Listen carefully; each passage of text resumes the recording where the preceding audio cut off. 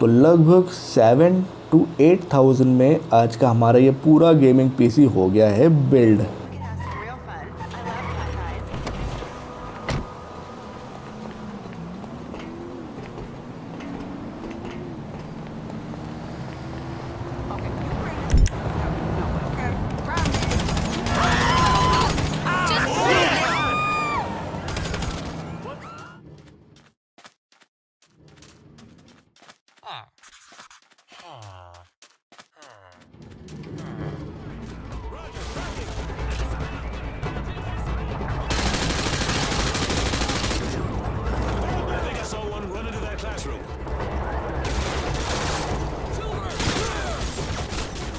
Hey guys, तो कैसे हैं आप सब लोग।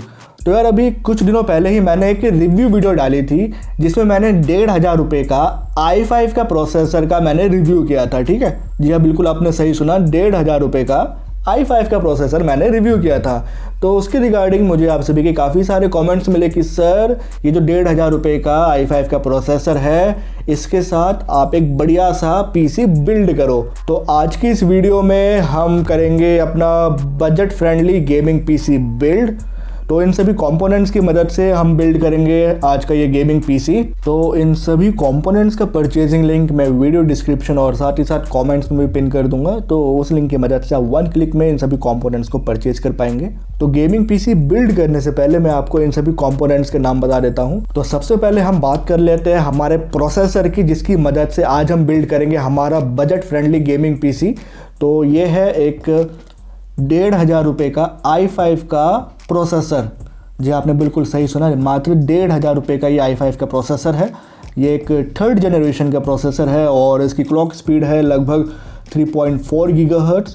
सो 1,500 रुपये में ये प्रोसेसर मैंने बाय किया है। इसका परचेजिंग लिंक और इन सभी कंपोनेंट्स का परचेजिंग लिंक आपको वीडियो डिस्क्रिप्शन और कमेंट सेक्शन में आपको मिल जाएगा। तो ये है i5 का प्रोसेसर और आज का ये पीसी बिल्ड करने के लिए हम यूज़ करने वाले हैं इस H61 मदरबोर्ड का। गाइस ये मदरबोर्ड काफ़ी बढ़िया है। ये जो मदरबोर्ड है NVMe SSD को भी सपोर्ट करता है और USB 3.0 का भी स्लॉट इसमें दिया गया है। तो काफ़ी बढ़िया मदरबोर्ड है ये। और जैसे कि हम एक budget friendly gaming PC build कर रहे हैं तो इसमें ग्राफिक्स कार्ड का होना बिल्कुल मैंडेटरी है। तो ग्राफिक्स कार्ड में हम यूज़ कर रहे हैं ये 1650 और ये है HDD और यह है एक 450 वाट का SMPS और यह है कैबिनेट हमारा और यह है CPU कूलिंग फ़ैन। तो हमने ये अलग से CPU कूलिंग फ़ैन परचेज़ किया है क्योंकि ये जो प्रोसेसर है 1,500 रुपये का, इसके साथ हमें CPU कूलिंग फ़ैन नहीं मिलता है। तो अलग से यार 200 रुपये का अलग से बाय करना पड़ेगा ये CPU कूलिंग फ़ैन। तो यार कंपोनेंट्स के नाम तो बता दिए, अब मैं इसका प्राइस भी बता देता हूँ। ठीक है, तो यार ये सभी components except this graphics card, ये सभी कंपोनेंट्स आपको ईजिली 10,000 रुपये के अंदर आपको ऑनलाइन मिल जाएगा। इस 10,000 रुपये में ये ग्राफिक्स कार्ड का प्राइस इंक्लूड मैंने नहीं किया है क्योंकि आजकल ग्राफिक्स कार्ड के प्राइस जो है आसमान छू रहे हैं। तो 10,000 रुपये के अंदर ये सभी कंपोनेंट्स आपको ईजिली ऑनलाइन ही मिल जाएंगे। तो मैं इनका प्राइस आपको एक बार बता देता हूँ। ये जो प्रोसेसर है, जैसे कि मैंने आपको बताया, इसको मैंने ऑनलाइन परचेज़ किया है 1,500 रुपये में। ठीक है, और ये जो मदरबोर्ड है आपको 2-2,500 रुपये में ऑनलाइन मिल जाएगा और ये CPU कूलिंग फ़ैन 150-200 रुपये में ऑनलाइन मिल जाएगा और ये HDD जो है 1,000 रुपये तक में ऑनलाइन मिल जाएगी और ये जो SMPS है 450 वाट का, ये भी आपको 400-500 रुपये में ऑनलाइन मिल जाएगा। और ये जो DDR3 रैम है, ये DDR3 रैम मैंने आज ही परचेज़ किया है, 8 GB की है, डुअल चैनल की। ये इसे मैंने परचेज़ किया है, आज ही परचेज़ किया है लगभग 970 रुपये में। तो ये जितने भी कंपोनेंट्स देख रहे हो ना, ईजिली 10,000 रुपये के अंदर आपको ऑनलाइन ही मिल जाएंगे। और 10,000 रुपये में दोबारा बता रहा हूँ यार, ग्राफिक्स कार्ड का प्राइस इंक्लूड नहीं है। आप कोई सा भी ग्राफिक्स कार्ड लगा सकते हैं। इसमें मैं 1650 लगा रहा हूँ, आप चाहे तो 710 लगा लो, कोई सा भी लगा लो यार, 1050 लगा लो, जैसा आपका बजट है उस हिसाब से आप ग्राफिक्स कार्ड लगा लेना। तो इन सभी कंपोनेंट्स का परचेजिंग लिंक मैं वीडियो डिस्क्रिप्शन और साथ ही साथ कमेंट सेक्शन में भी पिन कर दूंगा। उस लिंक की मदद से आप 1 क्लिक में इन सभी कंपोनेंट्स को परचेज कर सकते हैं। तो चलो यार, विदाउट एनी डिले हम हमारा आज का ये बजट फ्रेंडली गेमिंग पीसी को कर लेते हैं बिल्ड। तो सबसे पहले आपको क्या करना है, ये जो प्रोसेसर है, इस प्रोसेसर को आपको लगाना होगा इस मदरबोर्ड में। तो सबसे पहले हमें क्या करना है, ये जो मदरबोर्ड का ये जो सॉकेट है, इसमें लगा है 1155 का सॉकेट। तो इस सॉकेट में हमें लगाना होगा इस प्रोसेसर को। कैसे लगाना है मैं दिखा देता हूँ। तो ये है i5 का 3rd जनरेशन का प्रोसेसर जिसे मैंने ऑनलाइन परचेज़ किया है मात्र 1500 रुपये में, यानी कि 1500 इंडियन रुपीज़ में। तो इसे अब हमें लगाना होगा इस मदरबोर्ड में। कैसे लगाना है मैं दिखा देता हूँ। तो इस प्रकार से आपको इस सॉकेट को ओपन करना है। ओपन करने के बाद यहाँ पर आप इस प्रोसेसर में देख पाएंगे, यहाँ पे बिल्कुल एज में ही एक मार्क दिया गया है, एक ट्रायंगल का मार्क है। सिर्फ एक एज में ही है, बाकी किसी एज में आपको कोई मार्क नहीं मिलेगा। सिर्फ एक एज में यहाँ पे ट्रायंगल का मार्क दिया हुआ है, ठीक है। इसी प्रकार से एक मार्क जो है ना हमारे इस मदरबोर्ड में भी दिया हुआ है। आप देख सकते हैं यहाँ पर मार्क दिया हुआ है, एक ट्रायंगल का मार्क है छोटा सा, एक जगह ही, एक यहाँ पर ही सिर्फ एक ट्रायंगल का मार्क है। तो आपको क्या करना है, सिंपली ये जो ट्रायंगल के जो मार्क है ना इनको मैच करके प्रोसेसर को मदरबोर्ड के ऊपर बिठा देना है, ठीक है। ये देख लो भाई, ये देख लो प्रोसेसर का भी यहाँ पे ट्रायंगल का मार्क है और ये मदरबोर्ड में भी यहाँ पे ट्रायंगल का मार्क है। तो मार्क को, ट्रायंगल के मार्क को हमने मैच करके प्रोसेसर को मदरबोर्ड में बिठा दिया है। अब इस प्रकार से आपको सॉकेट को कर लेना है बंद, ठीक है। ये देखो भाई, हमने मदरबोर्ड में ये i5 का प्रोसेसर हमने लगा लिया है। कितना आसान है, देखा। तो अब हमें इस प्रोसेसर के ऊपर लगाना होगा थर्मल पेस्ट। ये है थर्मल पेस्ट।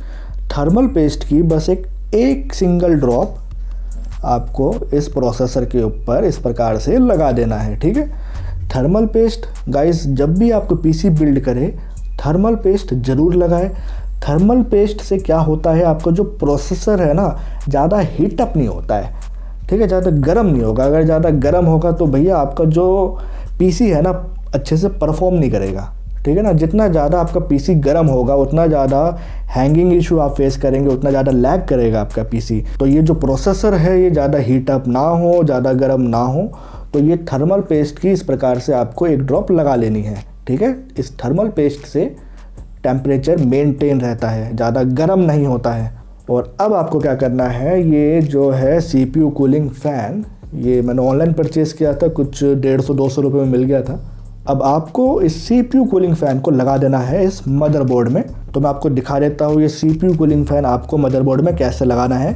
तो मदरबोर्ड में यहाँ पे आप देख सकते हैं 4 होल दिए गए हैं, 1 2 3 4, चारों तरफ है होल है, ठीक है। तो इस होल में आपको क्या करना है, ये जो CPU कूलिंग फ़ैन है इसके जो स्क्रू है ना, 4 स्क्रू है, 1 2 3 4, इन स्क्रू को इन होल्स में डाल देना है। मैं आपको दिखाता हूँ कैसे। इस प्रकार से आपको लगा देना है।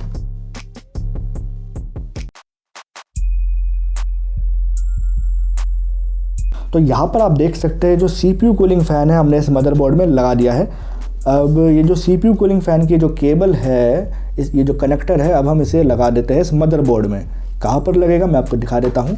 तो इस मदरबोर्ड में यहाँ पर आप देख सकते हैं एक 4 पिन का यहाँ पे एक सॉकेट दिया गया है, 4 पिन का यहाँ पे एक स्लॉट है, ठीक है। और इस कनेक्टर में भी देख सकते हो 4 होल यहाँ पे इसमें है। तो ये जो कनेक्टर है इस सॉकेट में लगेगा। यहाँ पर इस सॉकेट के आगे आप देख भी सकते हैं, यहाँ पे लिखा है CPU फ़ैन 1। आई होप आप देख पा रहे होंगे, यहाँ पे लिखा है CPU फ़ैन। तो इस सॉकेट में लगेगा हमारा ये CPU कूलिंग फ़ैन का कनेक्टर। इस प्रकार से लग जाएगा ये, ठीक है। तो देख सकते हो यार, हमने ये CPU कूलिंग फ़ैन मदरबोर्ड में हमने लगा दिया है। यहाँ पर हमने ये कनेक्टर भी लगा दिया है CPU कूलिंग फ़ैन का, ठीक है। तो हमने प्रोसेसर लगा दिया है मदरबोर्ड के ऊपर, ये CPU कूलिंग फ़ैन लगा दिया है। अब हम लगा लेते हैं क्या, ये DDR3 रैम को। ये 8 GB की रैम है, आप 4 GB की भी लगा सकते हैं। ये जो मदरबोर्ड है H61, ये जो मदरबोर्ड है अप टू 16 GB तक रैम को सपोर्ट करता है। तो अभी मैं इसमें 8 GB की लगा लेता हूँ। आज ही मैंने परचेज़ किया है, अभी तक ओपन भी इसे मैंने नहीं किया है। डुअल चैनल की ये रैम है, मात्र 970 रुपये में मैंने इसे परचेज़ किया है।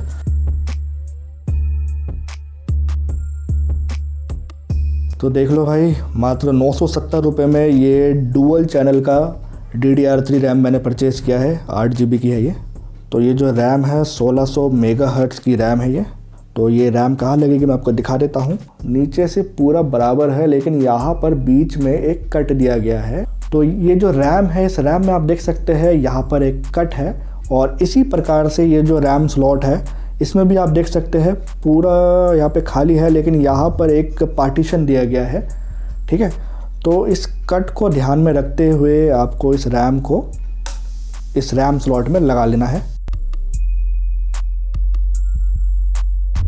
जब ये रैम प्रॉपरली लग जाएगी तो ये जो लॉक है ये लॉक भी अपने आप लग जाएगा। अगर लॉक प्रॉपरली नहीं लगा है तो इसका मतलब रैम आपने ठीक से नहीं लगाई है। तो अभी हम इसमें सिर्फ ये एक रैम ही लगा रहे हैं, आप चाहे तो 2 रैम भी लगा सकते हैं। तो यहाँ पर आप देख सकते हैं हमने रैम भी हमारे इस मदरबोर्ड में लगा लिया है। तो अब हमें क्या करना है, अब हमें इस मदरबोर्ड को इंस्टॉल करना होगा कैबिनेट के अंदर, ठीक है। तो ये है हमारा कैबिनेट। तो अब हमें इस कैबिनेट के अंदर इंस्टॉल करना होगा हमारे इस मदरबोर्ड को। लेकिन गाइस अभी मैं इस मदरबोर्ड को कैबिनेट के अंदर इंस्टॉल नहीं करूँगा, क्योंकि इस मदरबोर्ड को अगर मैं कैबिनेट के अंदर कर दूंगा इंस्टॉल तो आप लोगों को प्रॉपर्ली दिखाई ही नहीं देगा, क्योंकि आप देख सकते हैं कैबिनेट के अंदर काफ़ी डार्क है। तो अगर प्रॉपर्ली विजिबल नहीं होगा तो मेरा ये वीडियो बनाने का फ़ायदा ही नहीं है। तो इसलिए मैं क्या करता हूँ, इस मदरबोर्ड को कैबिनेट के ऊपर रख के ही जितनी भी केबल्स हमें लगाना है, जितने भी कंपोनेंट्स लगाने हैं वो मैं लगा देता हूँ। लेकिन जब आप खुद से पीसी बिल्ड करेंगे तो आपको ना इस मदरबोर्ड को कैबिनेट के अंदर पहले इंस्टॉल कर लेना है, उसके बाद ही जितनी केबल्स है वो सब आपको लगाना होगा। तो मैं इस मदरबोर्ड को रख लेता हूँ बॉक्स के ऊपर। तो चलिए अब हम इस मदरबोर्ड में लगा लेते हैं हमारे इस ग्राफिक्स कार्ड को। तो ये ग्राफिक्स कार्ड मदरबोर्ड में कहाँ लगेगा मैं आपको दिखा देता हूँ। तो ये है PCI स्लॉट, इस PCI स्लॉट में लगेगा हमारा ये ग्राफिक्स कार्ड। तो ये ग्राफिक्स कार्ड आपको कैसे लगाना है मैं आपको दिखा देता हूँ। तो जैसे आपने रैम लगाया है सेम वैसे ही आपको इस ग्राफिक्स कार्ड को भी लगाना है। रैम की तरह ही इस ग्राफिक्स कार्ड के नीचे आप देख सकते हैं पूरा प्लेन है, लेकिन यहाँ पर बीच में एक छोटा सा कट दिया गया है, ठीक है। तो जैसे आपने रैम लगाया है सेम उसी प्रकार से इस ग्राफिक्स कार्ड को भी इस PCI स्लॉट में लगाना है।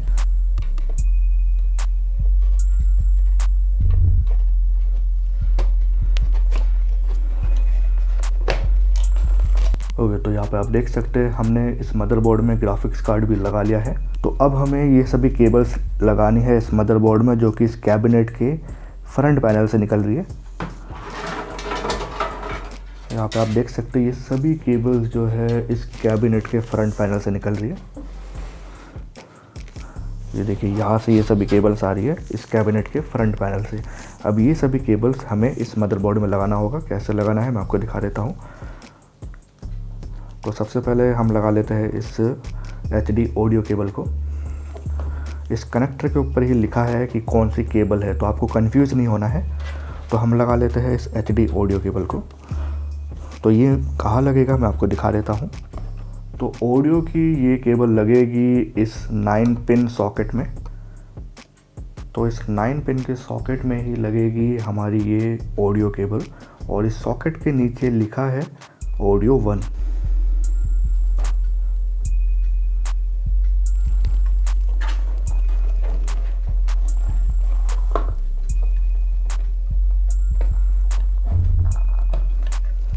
तो इस प्रकार से आपको इस ऑडियो की केबल को लगा लेना है। तो अब हम लगा लेते हैं इस USB की केबल को। यहाँ पे आपको कंफ्यूज नहीं होना है, क्योंकि इसके कनेक्टर पर ही आप देख सकते हैं यहाँ पे लिखा है USB। तो जो भी केबल है उस केबल के कनेक्टर पर लिखा रहता है कौन सी केबल है ये, तो आपको कंफ्यूज नहीं होना है। और कनेक्टर के ऊपर भी लिखा होगा और सॉकेट के ऊपर भी लिखा होगा, तो आपको कंफ्यूज नहीं होना है। तो ये है USB कनेक्टर। ये कनेक्टर लगेगा इस वाले सॉकेट में, लगेगा ये USB का कनेक्टर।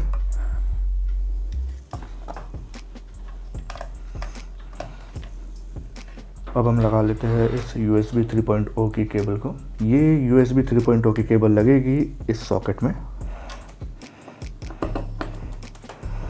तो अब हम लगा लेते हैं इन सभी केबल्स को। ये सभी केबल्स इस कैबिनेट के फ्रंट पैनल से निकल रही है। तो ये सभी केबल्स कहाँ लगेगी और आपको कैसे लगाना है मैं आपको बता देता हूँ। तो इन सभी केबल्स को लगाने के लिए आपको ज़रूरत पड़ेगी इस यूज़र मैनुअल की। तो ये यूज़र मैनुअल हमें मदरबोर्ड के साथ ही मिलता है। तो भैया जब भी मदरबोर्ड आपको मिले तो इस यूज़र मैनुअल को फेंकना मत, क्योंकि इस यूज़र मैनुअल में एक चार्ट बना हुआ है। ये देखो एक चार्ट है, इसमें लिखा है कि कौन सी केबल कहाँ लगेगी। तो आपको सिंपली इस चार्ट को फॉलो करके इन सभी केबल्स को लगा देना है इस मदरबोर्ड में।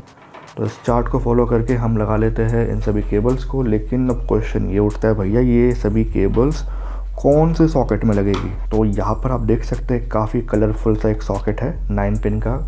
थोड़ा जूम करके दिखाता हूँ। तो यहाँ पर देख लो भाई, यहाँ पे ये सॉकेट है 9 पिन का सॉकेट है। तो ये सभी केबल्स लगेगी इस सॉकेट में। तो सिंपली क्या करना है, वो जो चार्ट अभी मैंने जो दिखाया उस चार्ट को फॉलो करके हम इन सभी केबल्स को लगा लेते हैं। तो यहाँ पे आप देख सकते हैं इन सभी कनेक्टर के ऊपर यहाँ पे लिखा हुआ है कि ये कौन सी केबल है। जैसे कि इसके ऊपर लिखा है पावर स्विच, और इसी प्रकार से सभी कनेक्टर के ऊपर इसका नाम लिखा होगा, ठीक है। तो चार्ट को फॉलो करके हमको इन सभी केबल्स को लगा लेना है।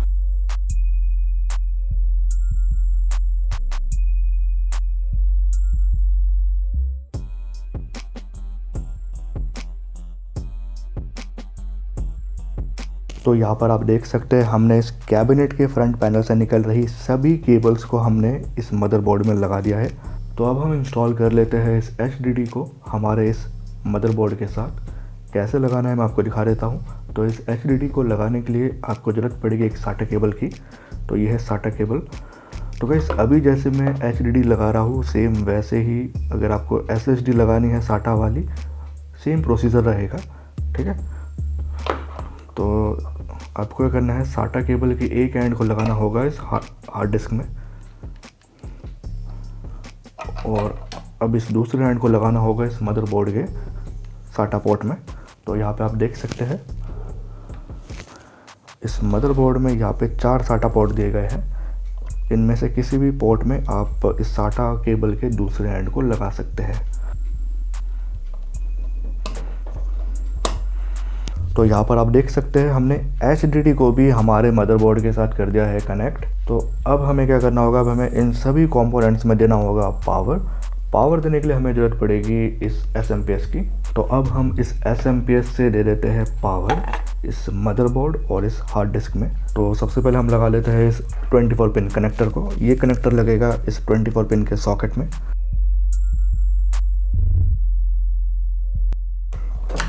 इस प्रकार से आपको लगा देना है, कोई रॉकेट साइंस नहीं है, बहुत आसान है। तो अब हमें इस कनेक्टर को लगाना होगा इस 12 वोल्ट ATX सॉकेट में। यहाँ पे आप देख सकते हैं यहाँ पे 12 वोल्ट ATX सॉकेट है। मैं आपको थोड़ा सा जूम करके दिखा देता हूँ। आई होप अब आप लोगों को दिख रहा होगा। यहाँ पे ये है 4 पिन का 12 वोल्ट ATX सॉकेट। तो इस सॉकेट में हमें लगाना होगा इस कनेक्टर को।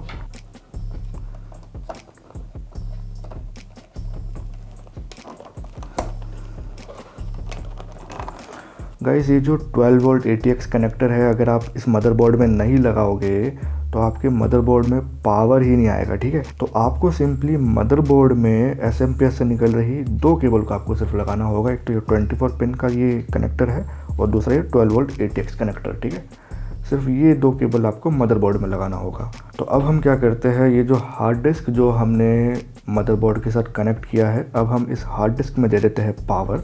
तो इस SMPS में यहाँ पे आप देख सकते हैं यहाँ पे एक SATA कनेक्टर है।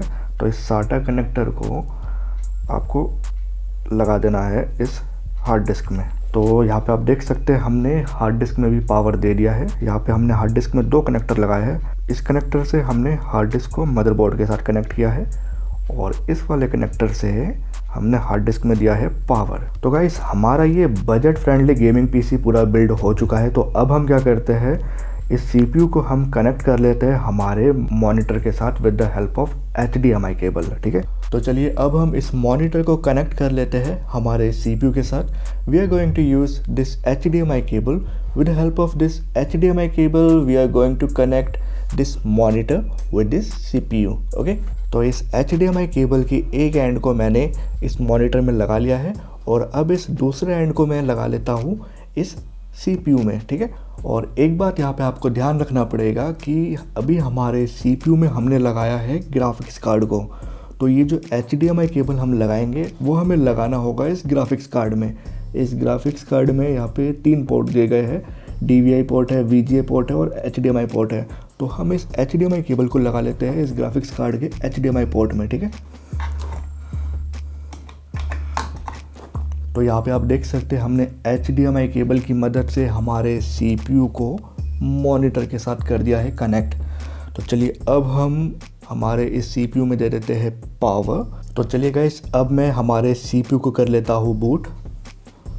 यहाँ पर है इसका पावर स्विच, ओके। यहाँ पे आप देख सकते हैं यहाँ पे हमारा CPU ऑन हो गया है।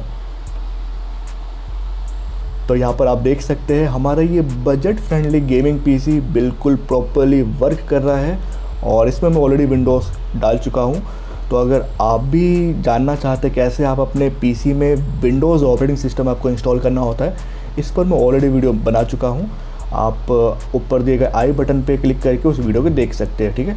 या फिर आप मेरे यूट्यूब की प्लेलिस्ट भी चेक कर सकते हैं, उस पर आपको दिख जाएगा भैया। फ्री में बिल्कुल मैंने बताया है कैसे आपको विंडोज़ 10 डालना है, विंडोज़ 11 डालना है, जो भी आपका मन करे डाल लेना। सभी कंपोनेंट्स आप प्रॉपरली वर्क कर रहे हैं। तो अब मैं क्या करता हूँ, ये जो मदरबोर्ड है इसको प्रॉपरली कैबिनेट के अंदर मैं पहले इंस्टॉल कर लेता हूँ, उसके बाद मैं आपको पीसी का बेंचमार्क दिखाऊंगा, ठीक है।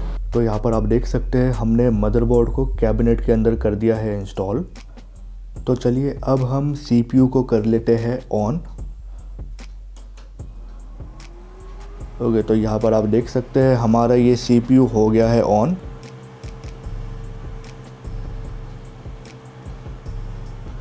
यहाँ पे आप देख सकते हैं हमारे सभी कंपोनेंट्स प्रॉपरली वर्क कर रहे हैं। यहाँ पे RGB भी जल रही है, हमारा CPU कूलिंग फ़ैन, सारे कुछ जितने भी कंपोनेंट्स हमने लगाए हैं सारे कंपोनेंट्स प्रॉपरली वर्क कर रहे हैं। तो यहाँ पे आप देख लो भैया, ये है हमारे पीसी के स्पेसिफिकेशन। जैसे कि मैंने आपको बताया था कि इस बजट फ्रेंडली गेमिंग पीसी में मैंने इंस्टॉल किया है i5 का 3rd जनरेशन का प्रोसेसर, और इस प्रोसेसर को मैंने ऑनलाइन ही बाई किया था मात्र 1500 रुपये में। और ये है इसकी क्लॉक स्पीड जो है 3.4 गीगाहर्ट्ज़, और इसमें मैंने अभी 8 GB की रैम इंस्टॉल किया है।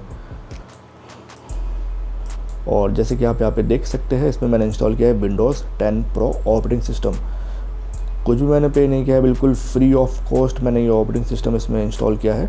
तो यहाँ पे आप देख सकते हैं हमारे पीसी बिल्कुल प्रॉपरली वर्क कर रहा है। तो गाइस लिटरली मुझे आप सभी के काफ़ी सारे कमेंट्स मिले थे जिसमें आप सब लोग मुझे कह रहे थे कि ये जो 1500 रुपये वाला जो i5 का प्रोसेसर है जो कि हमने इस CPU में भी लगाया है, तो इस प्रोसेसर के बेंचमार्क और इस प्रोसेसर का गेम प्ले मैं आपके लिए लेकर आऊँ, ठीक है। तो स्पेसिफिकेशन तो मैंने आपको दिखा दिया है, तो चलिए अब मैं थोड़ा गेम प्ले भी दिखा देता हूँ इस प्रोसेसर की मदद से। तो ये प्रोसेसर 1500 रुपये वाला प्रोसेसर ही है, देख लो भैया बिल्कुल प्रॉपरली वर्क कर रहा है, ठीक है। तो चलिए देख लेते हैं गेम प्ले इसका।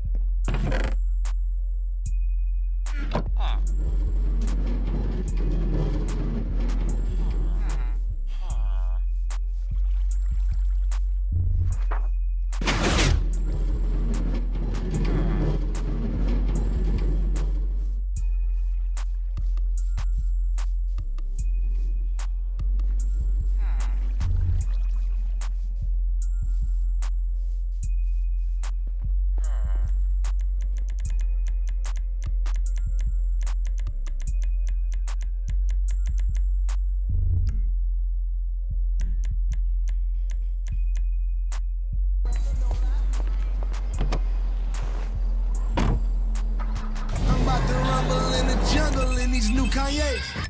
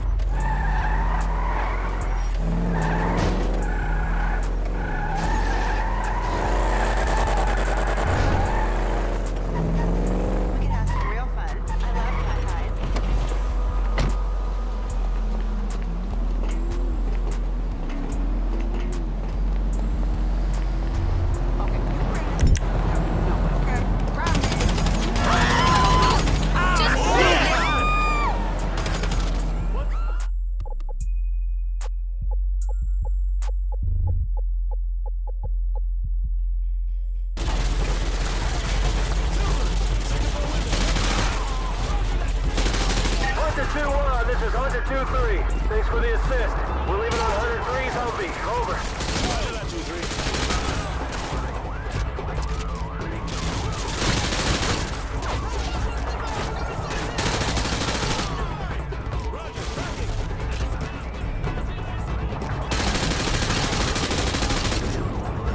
I think I saw one run into that classroom.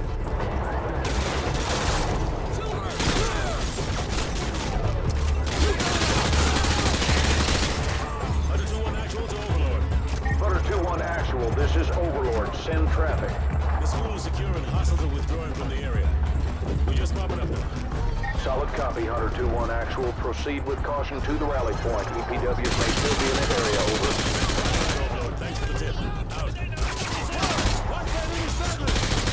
Get to that rally point! तो गाइस आज के इस बजट फ्रेंडली गेमिंग पीसी को बिल्ड करने के लिए मैंने जिन भी कंपोनेंट्स का मैंने यूज़ किया है उन सभी कंपोनेंट्स का परचेजिंग लिंक मैं आपको वीडियो डिस्क्रिप्शन और साथ ही साथ पिंड कमेंट्स में भी दे दूंगा। वहाँ से आप वन क्लिक में इन सभी कंपोनेंट्स को बाय कर सकते हैं जो कि मैंने इस CPU को बिल्ड करने के लिए यूज़ किया है। तो चलिए अब मैं आपको थोड़ा गेम प्ले दिखा देता हूँ। तो गाइस अभी जो हमने budget friendly gaming PC build किया है इसको बिल्ड करने में हमारे 10,000 से भी काफ़ी कम का खर्चा आया है। तो इस 10,000 रुपये में मैं ग्राफिक्स कार्ड का प्राइस इंक्लूड नहीं कर रहा हूँ क्योंकि आजकल ग्राफिक्स कार्ड के दाम लिटरली आसमान छू रहे हैं। तो आपको जो भी ग्राफिक्स कार्ड लगाना हो आप लगा सकते हैं। आप चाहे 1050 लगाओ या 1650 लगाओ या 710 लगाओ, जो भी आपका बजट है, जैसा भी आपका बजट है अपने बजट के हिसाब से आप ग्राफिक्स कार्ड लगा सकते हैं। तो 10,000 रुपये के अंदर अंदर ये सभी कंपोनेंट्स आप ऑनलाइन बाय कर सकते हैं। मैं एक बार प्राइस आपको बता देता हूँ क्या प्राइस रहेगा। प्रोसेसर जैसे कि मैंने आपको बताया था मात्र मैंने 1,500 रुपये में बाय किया है और जो मदरबोर्ड है उसकी भी मैंने अनबॉक्सिंग वीडियो में आपके लिए लाया था। मदरबोर्ड मैंने तकरीबन 2200-2300 रुपये में ऑनलाइन ही बाय किया था और रैम जो है मैंने आज ही बाय किया है लगभग 970 रुपये की। 8 GB की रैम है DDR3 डुअल चैनल वाली। और जो SMPS है वो आपको ऑनलाइन 400-500 रुपये में ऑनलाइन मिल जाएगा। तो ये तो भैया 10,000 रुपये से बहुत ही कम में ये हमने पूरा PC बिल्ड कर दिया है। हाँ, और ये कैबिनेट जो है 1,000-1,500 रुपये में ऑनलाइन मिल जाएगा। तो अगर मैं कैलकुलेट करके आपको बताऊँ तो यार ये 10,000 रुपये से भी बहुत ही कम में हमने पूरा PC बिल्ड कर दिया है। तो ये पूरा PC बिल्ड होने में हमारे कुछ 7-8 हज़ार रुपये का खर्चा लगा है। तो यार इन सभी कंपोनेंट्स का परचेजिंग लिंक मैं आपको वीडियो डिस्क्रिप्शन और साथ ही साथ कमेंट सेक्शन में भी पिन कर दूंगा। वहाँ से अगर बाय करने का मन करे तो कर लेना यार, या फिर ऑफलाइन भी बाय कर सकते हो। लेकिन गाइस एक चीज़ ध्यान रखना, कंपोनेंट्स को जो भी बाय करने का मन करे कर लेना जैसा आपको ठीक लगे, लेकिन कंपोनेंट जो है ना आपस में कंपैटिबल होने चाहिए, ठीक है। जैसे कि मदरबोर्ड जो है 1155 सॉकेट को करता है सपोर्ट, तो कंपोनेंट्स आपस में कंपैटिबल होने चाहिए। इसलिए मैं कह रहा था कि वीडियो डिस्क्रिप्शन में जो लिंक दिया है उससे अगर परचेज़ करते हो तो भैया मिसमैच होने के चांसेस नहीं रहेंगे कि कंपैटिबल नहीं है फिर फालतू में रिटर्न करना पड़ेगा। तो वीडियो डिस्क्रिप्शन और कमेंट सेक्शन में देगा लिंक से बाय कर लो यार। तो लगभग 7,000 to 8,000 में आज का हमारा ये पूरा गेमिंग PC हो गया है बिल्ड। तो गाइस आज की वीडियो अगर आपके लिए थोड़ी सी भी हेल्पफुल रही हो प्लीज़ आज की इस वीडियो को करना लाइक और ज़्यादा से ज़्यादा लोगों तक करना शेयर। तो मिलते हैं कल एक और नई वीडियो के साथ, तब तक के लिए नमस्कार।